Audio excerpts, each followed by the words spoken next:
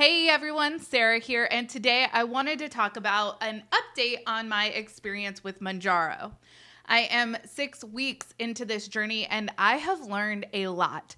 There have been ups and downs, and I still remain cautiously optimistic about my future on this medication. Let's jump into today's video.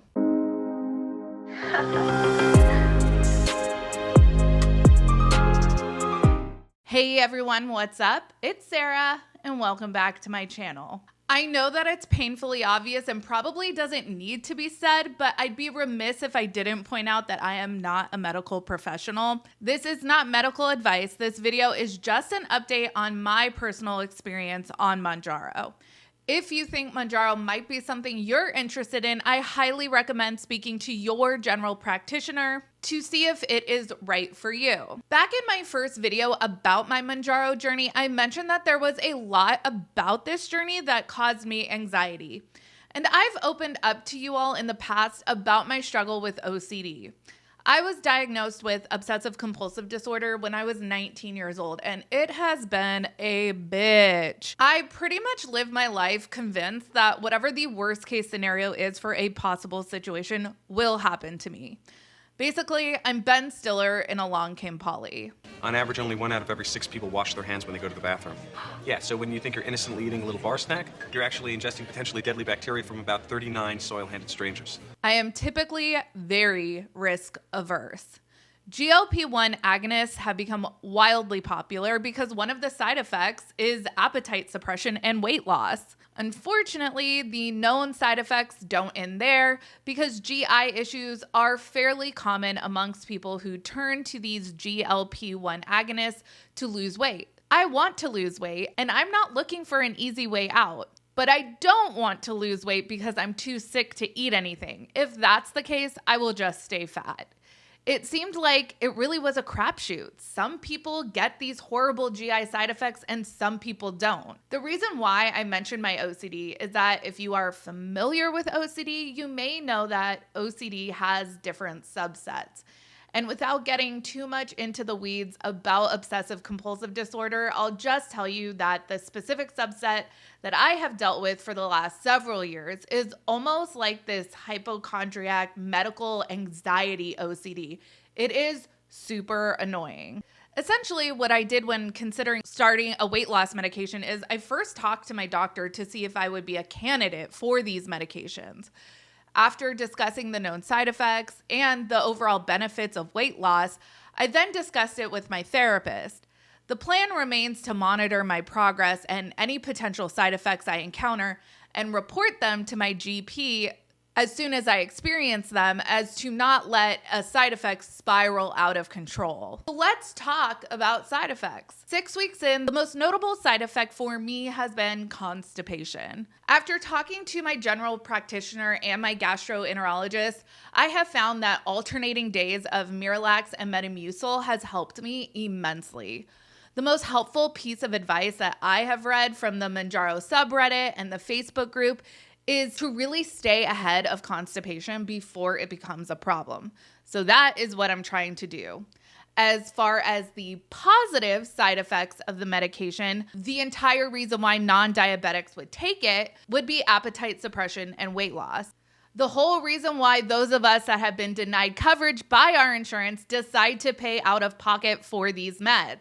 Like I said in my first video, I am paying $550 a month utilizing the Eli Lilly savings card. My first 4 weeks, I was on what was considered the starter dose of 2.5 milligrams.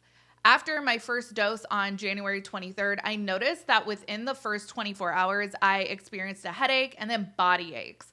Similar to that feeling of having an intense upper body workout, which, as you can tell, it's been a while since I've had one of those. My first week on the medication was awesome. I'm not so sure how much of it was the medication or how much of it was that initial vigor you get when you first start a diet, but I lost 8.6 pounds the first week.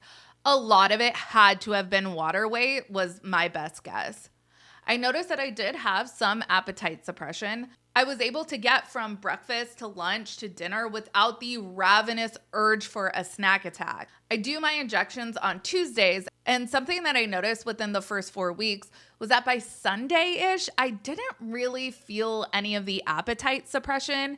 And something that I read about called food noise, the thing that makes you daydream about yummy things to eat, yeah, that was for sure back by Monday, and I was highly anticipating my next shot. On February 20th, I titrated up and took my first shot of 5 milligrams. I noticed increased appetite suppression, and it feels like the shot is lasting the full week for me at this point.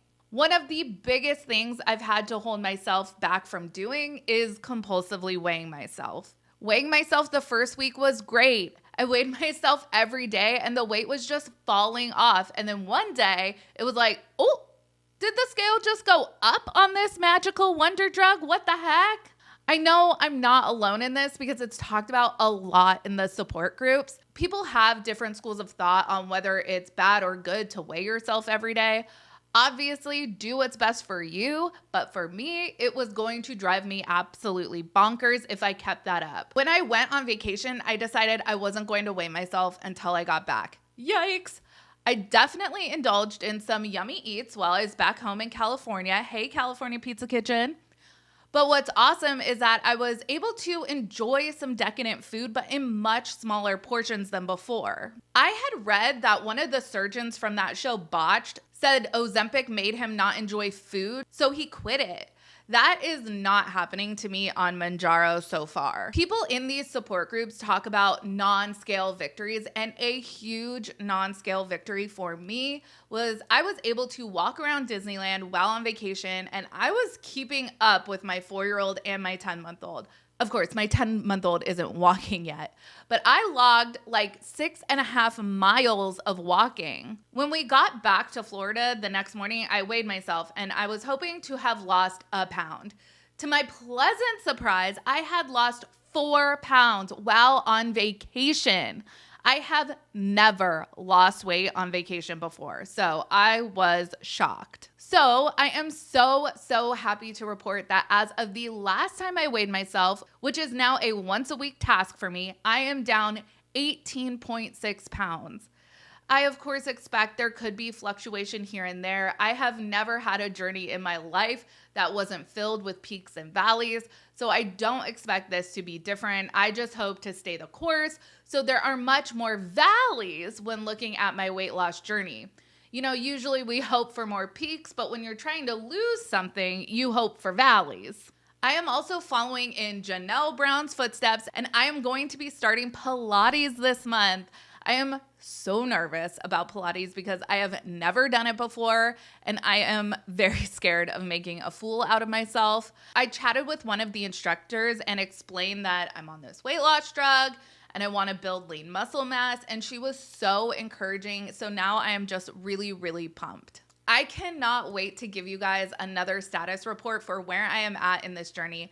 I really just want to say thank you all so much for your kind words and your support. It has truly meant the world to me, and I have so enjoyed hearing your journeys on these medications. Make sure you like this video and subscribe to my channel. Check out my second channel, Sarah Spills. A link for that will be in the description of this video.